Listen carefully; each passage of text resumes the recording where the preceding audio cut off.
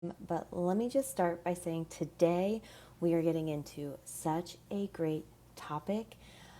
I feel like it's a topic that I could just make my whole platform on, and it's centered around change. So, hello, as you're joining, say hello. Let me know that you're here. I'm just letting Facebook warm up. But whew, all right. Hey, friends, if you're tuning in and you're listening now, say hello. If you're catching the replay, let me know. My name is Megan Ford, and I'm a parenting coach. I help parents stop yelling and start enjoying raising their strong-willed children. And each and every week, I come on live on Facebook to record an episode of my podcast, Megan is Not a Parent But. So that is what you're listening to today. You can either listen to it here on Facebook, or you can catch it over on where you catch all of your podcasts. But man, we are getting into a really great topic, and it comes from a member of my private Facebook group. So if you're not a member yet, I highly encourage you to click the link in the description and come join inside of my Facebook group. We talk through daily prompts. I do weekly Q&A. I share resources and articles, and it's just a great community of caregivers supporting other caregivers. So I encourage you to come join Kind Parents Enjoying Strong Wills. So like I said, every Monday, as I welcome new members, I always ask this question. If you could ask me one question, what would you ask me? And this week's question I chose because in the thread, there were so many questions that kind of talked around this topic. And then when this question was asked directly, I was like, ooh, yes, this is the topic to dig into. And the question says, as a former classroom teacher, if you're not familiar, I was in early childhood education and development for 14 years. So she says, as a former classroom teacher, what is your best advice for working and communicating with staff members who are resistant to change? Now, many of you who are listening maybe are thinking, well, I'm not a teacher, I'm a parent, or I'm not a teacher, I'm a nanny, or I'm not a teacher, I'm a grandma. And I want you to not get hung up on the details here, and instead open yourself up to say, how can this apply to me? And what at the core of this question, what it is saying is, how do we welcome others into change?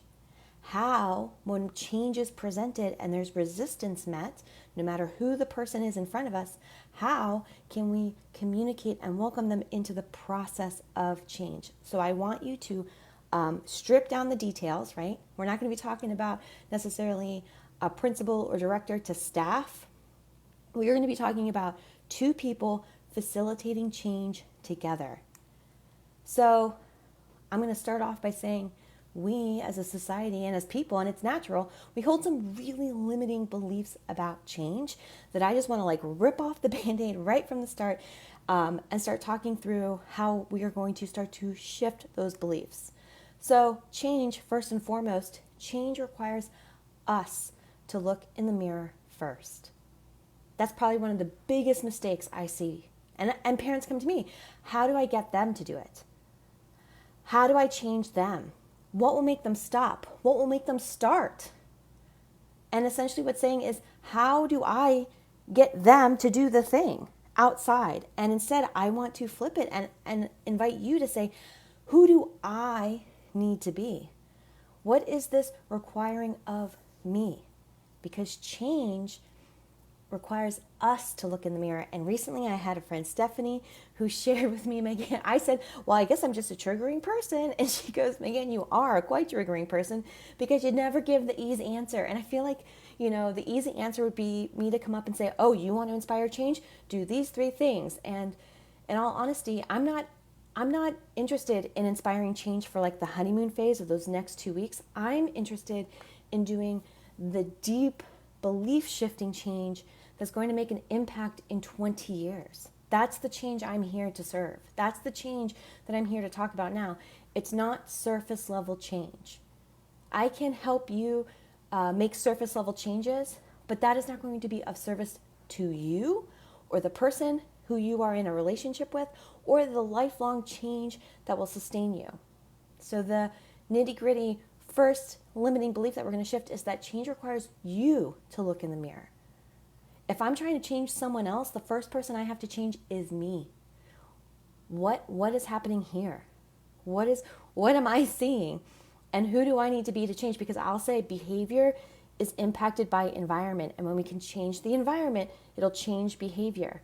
And we, as the adults and caregivers, or the other person in a room, we're then part of the environment. So when we can instead release trying to control someone else and instead invest in how can we invest in changing ourselves, then we change the environment, and then we will inspire different behavior. And I want you to hold on to that word, inspire. Truth too about change. Change can only happen inside. There's a lot of external change that we strive for, right? We want to, we have like a routine chart, or we have a sticker chart, right? We try to do extrinsic change, extrinsic motivation. I like to call it the carrot or the fire. We hold fire of punishment to try and change someone, or we dangle a carrot and we try to get them to come. And that's the change that maybe it gives us momentum, maybe it kickstarts us, but long-term sustainable change happens inside. And it's messy, and it's slow, and it's gut-wrenching, and it's hard. Change is scary. When we are shifting into releasing what we did, once we look in the mirror and say, who is it that I need to become in order to facilitate this change? That's scary, because when we change, there's a famous quote, when you change the way you see the world, everything in the world changes, right? And that can be scary because it's unpredictable. And I'm going to start here with a story and share it from Les Brown. And this was a story that was introduced to me years ago, and it just is such a, it's like, oh, yes. All right. So he says, once upon a time, there was a gentleman walking down the street, and he came across a house that had a man and a dog on the front porch. You can see it in your eye. I always think of like the house from Forrest Gump. The dog, for some reason, was moaning and groaning. The gentleman who was walking by was curious about why the dog was moaning and groaning and why the man was just sitting there, so he asked him, "Hey man, what's wrong with your dog?" The man on the porch said, "He's laying on a nail." The man walking by was shocked and asked, "Why doesn't your dog get up?" And the owner said, "Well, because it's not hurting him bad enough yet." And then he goes on to ask, do you know people in your life who just like to moan and groan? They complain about the problem, but they refuse to take action to solve it. And he goes on to say, don't let yourself be that way. Acknowledge the nails in your life, start to stand up. But I want to pull on, it's safe, because that pain of the nail is pain that they know. And the pain of standing up and healing, that's unknown pain, and that will shift us into, whoa, scary, this is unpredictable. And when things are unpredictable, then it can feel scary. So change can feel scary. It can stop us. That fear can stop us from wanting to move forward, because change can feel unsafe, right? If you're used to going into swiftly correct, fix, rescue, and now I'm asking you to hold space and validate a big emotion, that invites you to sit with that big emotion. And that can feel unsafe, because it can feel way triggering. A lot of feelings come up. And so that's where we get into the lens of sitting with our own big emotions first, so that we can help facilitate change. And another truth, you cannot make anyone else change. So when we release that, when we release the need to do that, when we release to say, I've got to get them on board, or I've got to make them, that's where that word resistance, that's where it comes in, is when we are trying to facilitate change or trying to make someone else change, that will naturally ping resistance. And we're going to talk about why in a little bit. So let's release it right here. Let's just say we cannot make anyone change. We have to look at ourselves first. We have to ask ourselves, who is it that I have to be in order to change the environment? And then how can we hold space and compassion through that change being scary and feeling unsafe? So this goes for children, this goes for your partners, and this goes for coworkers. Anyone who you're in potential conflict with and you're like, gosh, I wish that they would just change. This podcast is for you. This episode is specifically for you. And let's go back and root again into our handy dandy behavior iceberg. Behavior, anything that you can see, any visual manifestation that is complaining is a behavior, rolling eyes, sighing, scoffing, avoiding, anything that we can label as a behavior, that is a communication of our thoughts, our feelings, and our beliefs. So when we can work from a belief level, then we start to shift behaviors. But we have to start shifting the beliefs first. And that's what we're going to talk about today, is how can we stop, how can we release that need to try to get that surface level change and do the work to get below the surface. Much like that story I led with, I want you to start to welcome in and start to sit and hold this idea that growth happens when the pain of staying the same outweighs the pain of change. Just like that dog sitting on the nail. It is easier to complain. It was easier to whine. It was easier to blame rather than standing up and becoming proactive. And I have to say, I see it in this space of caretaking over children. It is easier to make them the problem than to say, hey, where is it that I need to grow? And I am here to serve and hold space and encourage and coach and cheer on and empower parents who are ready to release that, to release it all. Because guess what goes with that? Guilt.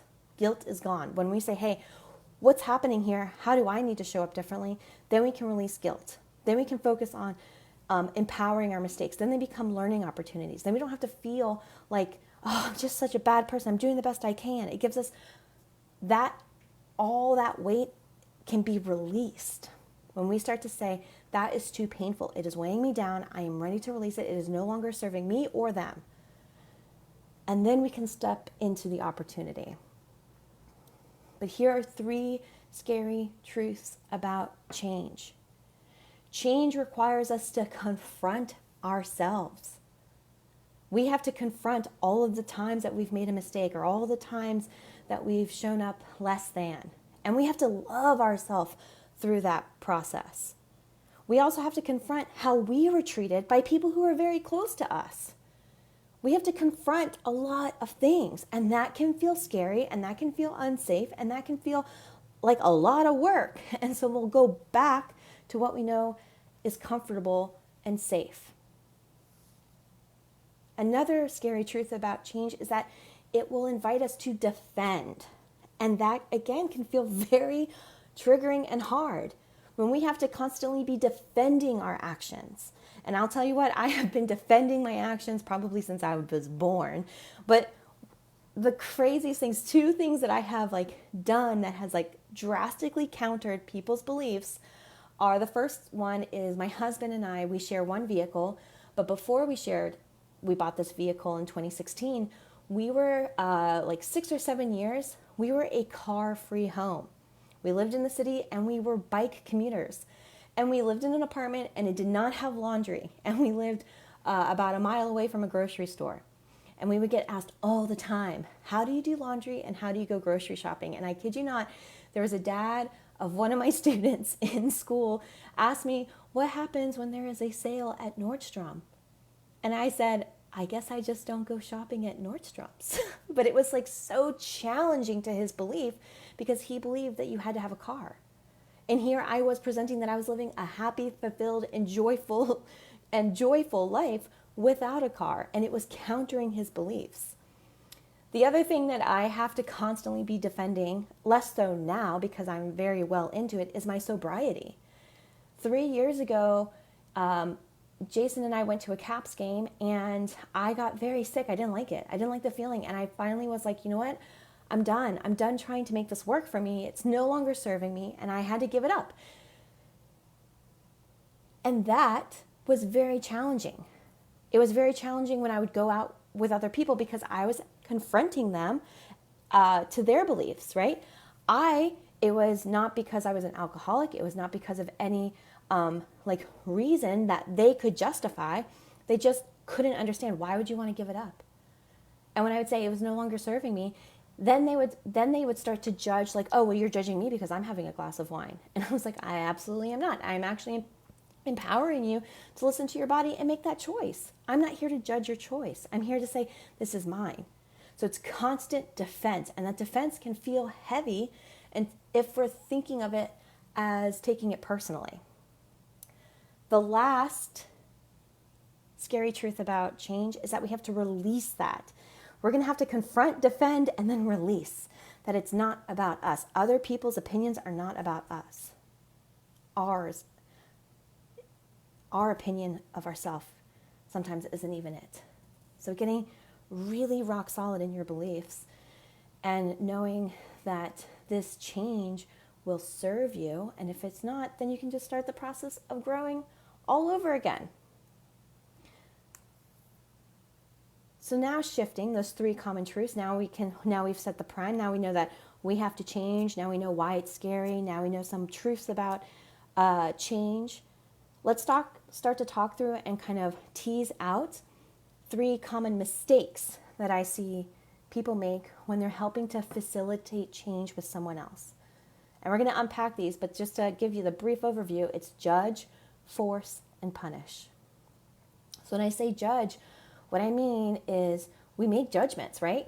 We have it's the ability to make considered decisions or come to a sensible conclusion, right? So we start to come to sensible conclusions based on our beliefs. And I'm here to say that judgments inherently are not bad. We just have to start to kind of tease out, are our judgments helping us or hindering us? When someone we see, like me and my sobriety, when someone came across me and my sobriety and me saying like, yeah, I just made the choice to give it up, that conflicted with their sensible conclusion and rooted in their beliefs. And so they would start to judge or feel judged. And it was me having to say, okay, how can we meet to some resolution so that we can help this relationship, not hinder it?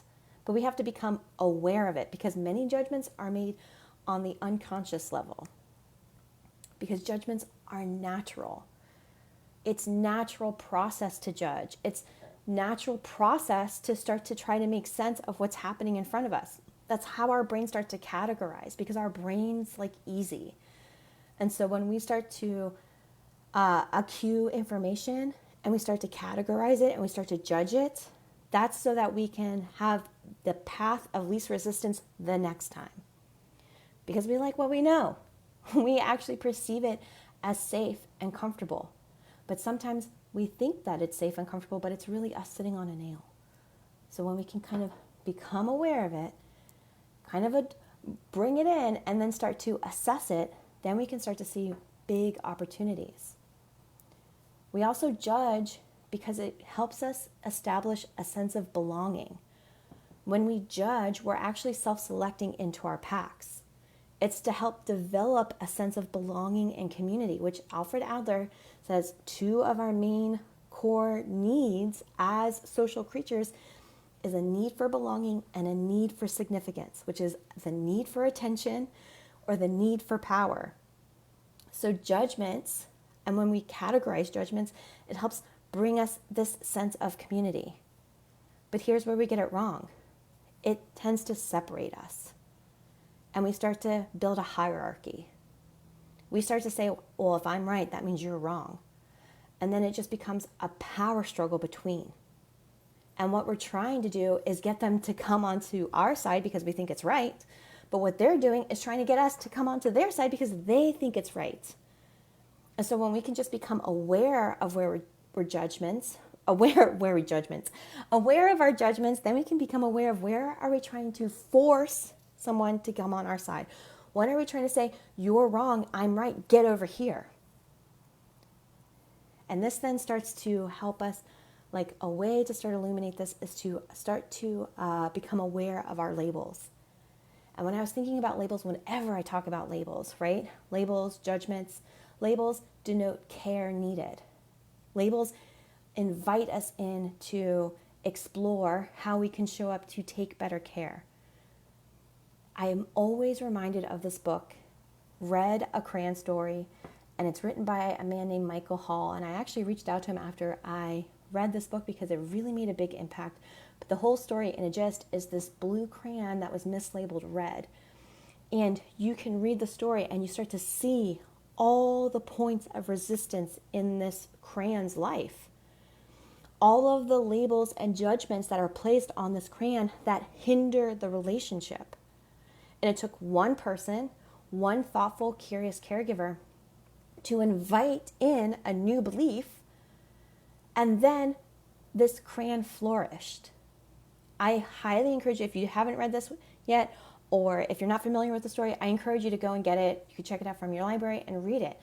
And notice with this lens of judgment, and then ask yourself, are these judgments hindering or helping? So then we can invite this into ourselves. We can start to rewrite the labels that we hold onto someone. So if someone is challenging us to grow, or having a challenge in the process of growing, I want you to start to sit with these thoughts, these prompts, fill them in.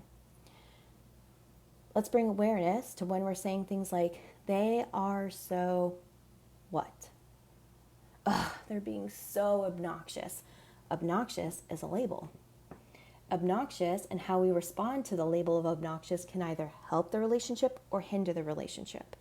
So when we can explore obnoxious and explore what the need is around it, then we can show up to feel empowered in the relationship to help the relationship grow. The next prompt is, they are being so. Oh my God, they're being so loud, right? Loud is the label. Then we can start to tease out, become curious, investigate. What's the need there? And then how can we show up to feel empowered to be helpful to the relationship? Another label to kind of illuminate is, that would never work because they are so what? That would never work. I can't tell my husband about this because they're so resistant. They don't even want to do it, right? And then when we come with that label, that belief about someone else, then that guides how we are going to show up. So start to become aware of the labels. And I encourage you, take a piece of paper out today. Catch yourself. Catch yourself when you're saying, oh my God, they're being so, or I can't believe it. She just did this. That's so what? How are we labeling things? Because that's an indicator of how we can invest differently. The second mistake we make is force. We try to force change onto someone else. We try to make someone do something against their will. And this, I hear this often with parents who have strong-willed children. They say they never do anything unless it's their idea. And I'm like, of course, because strong-willed means they're strong. And again, we can either work in resistance to, or we can work in flow to. But the person who has to change first is us. So how we try to force people to change is we try to force ultimatums. Do this or else. If you do not change, then what? Then X. And we try to force an ultimatum, which when we force off ultimatums, I can't even talk right now. When we force ultimatums, what happens is that stress response, right? And then they start operating from fear. And we do this to enforce rules. When we say, you did X, now this happens. That's when we shift really quickly into punishments. And that creates a lot of resistance. When we're trying to help someone grow, they have to be accessing their problem-solving brain. And when they are being punished, or when they're feeling pain, or when they're feeling that stress response, they're actually working from their lower brain, which is the opposite of their problem-solving brain. So it's like trying to force someone up a waterfall. Like, get on up there, right? It can create a lot of resistance just naturally because we're working not in flow with them. And the person going on, the person who we can change is us. So instead, let's start to understand that resistance when we try to force someone, or we try to make someone, or we try to get someone. Those are like the keywords to think about. You know, if you're asking yourself questions, how do I get them? How will I make them? When will they stop? How do I make them stop? How do I make them start? That's us taking control over someone else. And when we try to do that, that infringes on that need of significance, right? We've identified how we work in resistance of the need of belonging. That's through labels and judgments.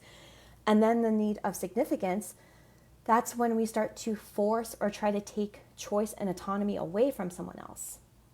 And when we feel that our power is being challenged, we will grip tighter, especially if our parenting style is authoritarian, if we like being the boss, if we like using force, if that's something that we feel comfortable doing.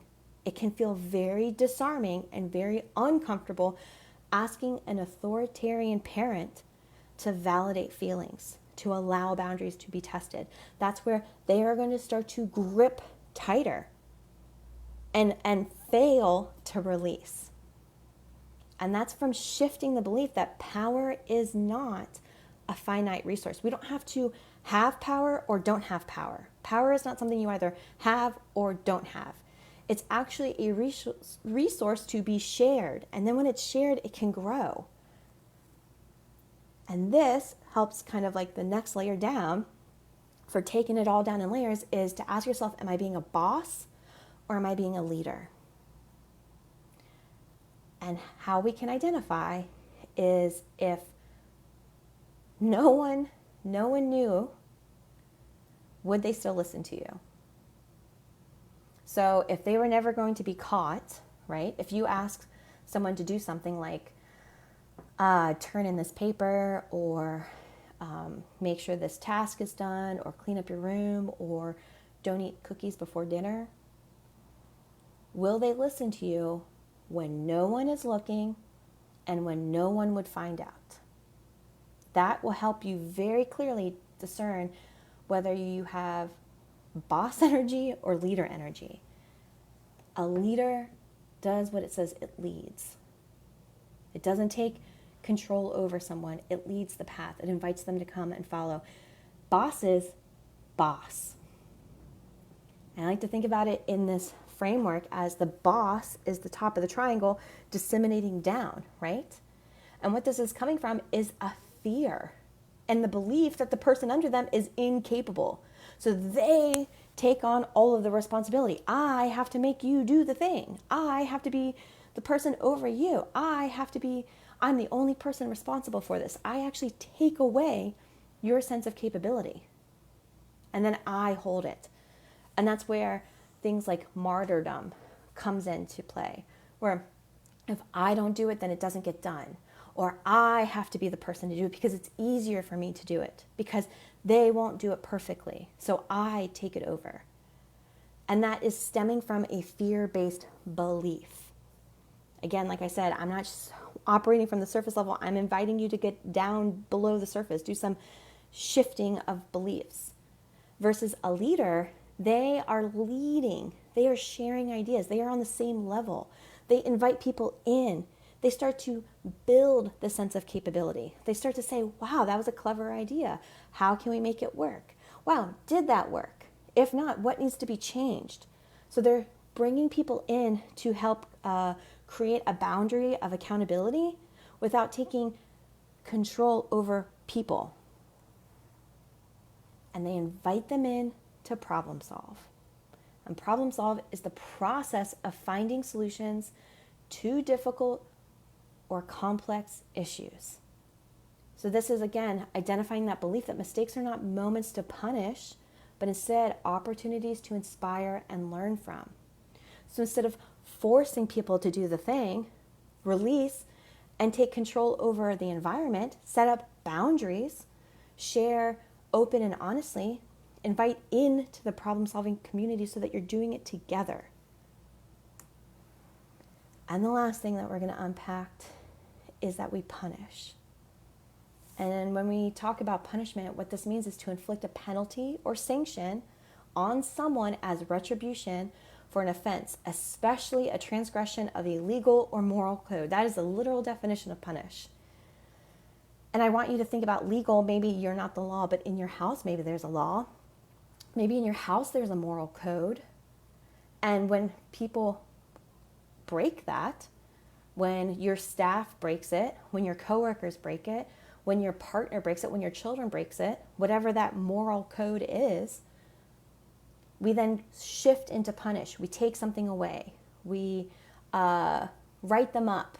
We force them into a detention. We kick them out of a classroom, right? We punish them.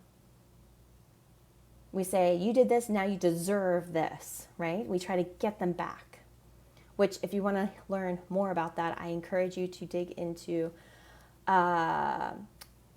which one is it?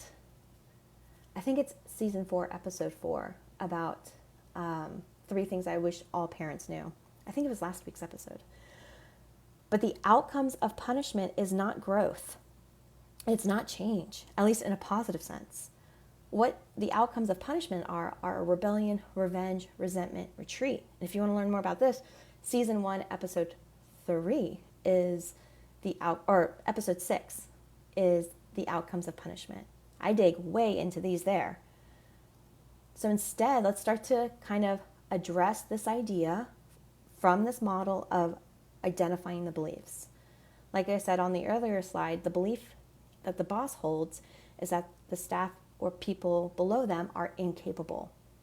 And so when we're starting to think that the behavior is dictated by our thoughts, our feelings, and beliefs, if I believe someone is incapable, what feeling comes up in me when they don't do something right? It's that sense of obligation, right? If I don't believe that you can do it, then I am going to take that over. I'm going to feel obligated to make it happen. I'm going to assume all of the responsibility, and it's going to feel heavy. And then I'm going to think, oh my God, I always have to do it. I have to do all these other things, but I still have to do this. And then that's what guides us to correct. That's what guides us to come in to swiftly punish or fix and rescue. And we say, fine, just give it to me, I'll do it. It's fine. No, it's fine. Or we say things like, oh, just go, just leave. It's fine, just go, get out of here. Don't even worry about it. Or we become so discouraged that we just give up, right? A leader operating from the sense that the people around them are capable, when a mistake happens, then if I thought that you were capable and I saw a mistake happen, what feeling comes up for you then? I wrote on here the feeling of being curious. I wonder what's going on here. I wonder what happened. Let's assess. What can we change? Do we need more support? Right? It's that feeling of what happened there?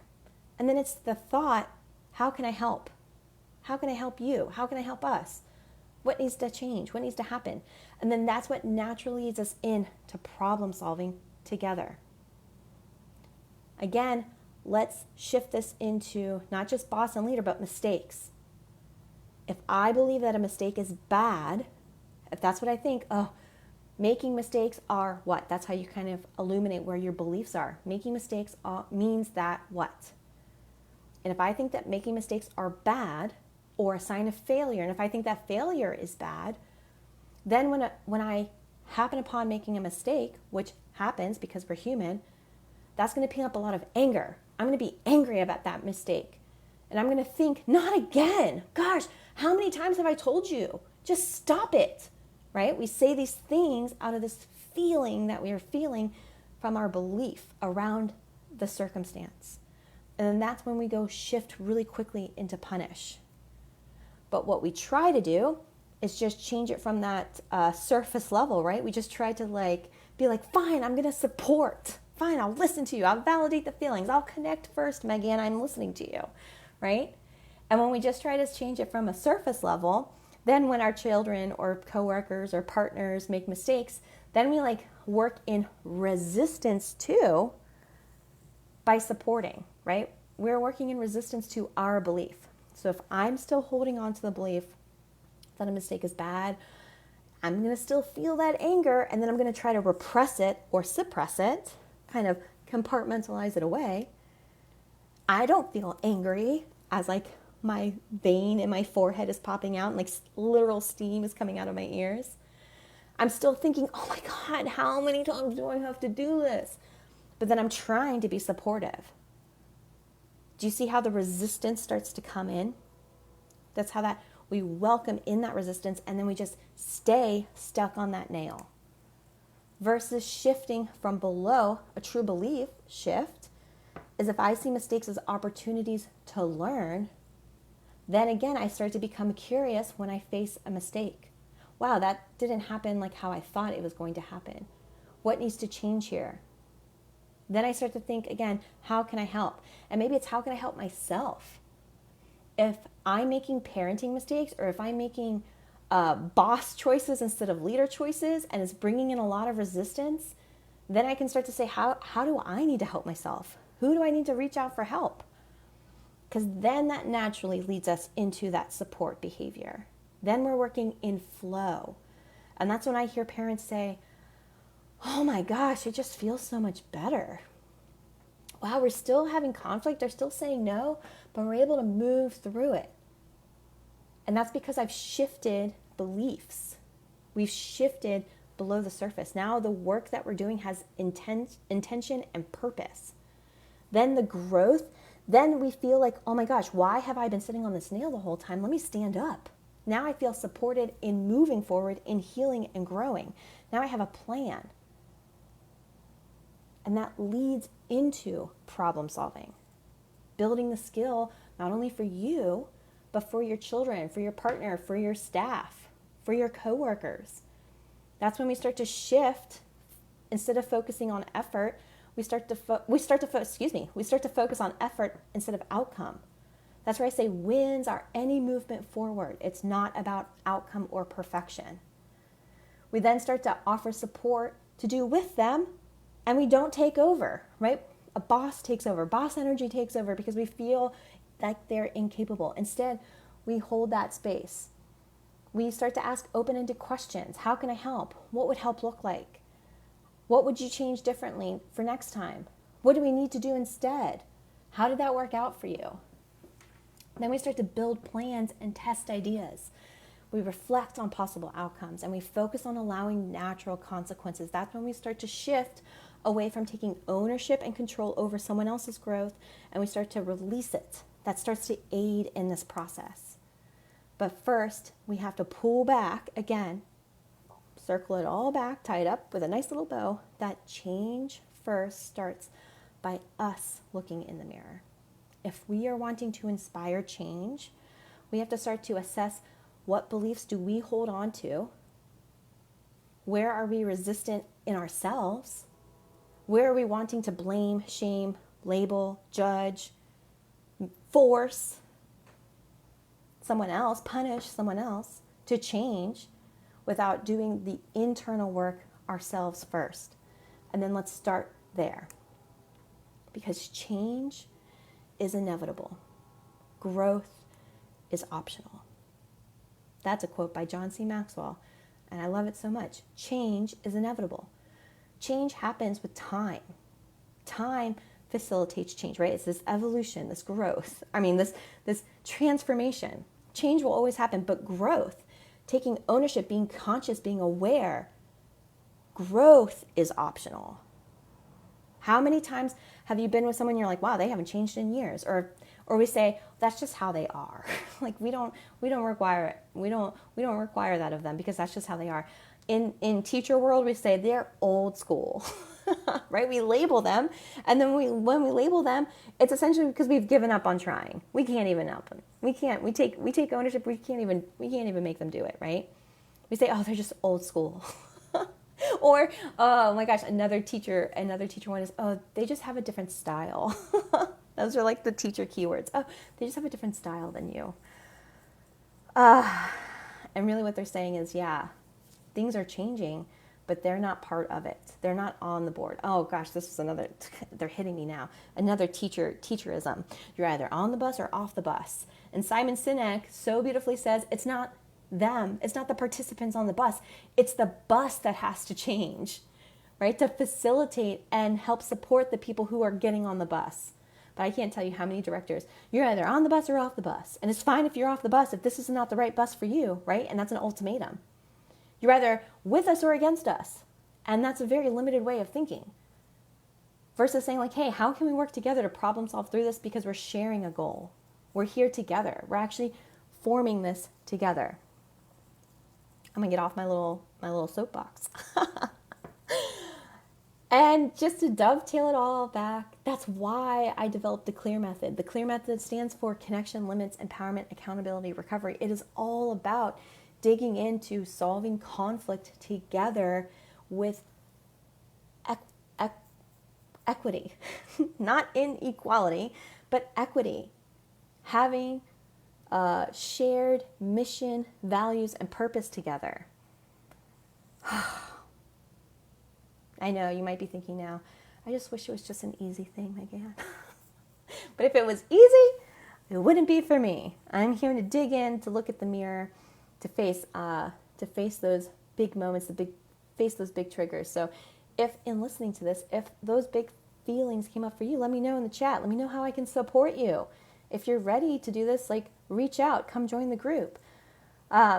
That's where we start to facilitate a lot of this work. A lot of the belief changes happen inside of that Facebook group, here on the podcast, here in all of the work, in the classes, in the consults, and the coaching I do. It's all about realigning out of those short-term Band-Aid fixes and realign to the long term, because that's the work that I'm here to support. Friends, if you've made it this far, I embrace you. I offer gratitude towards you. I am here in constant service of you, and I can't wait to see you next time. Bye, friends.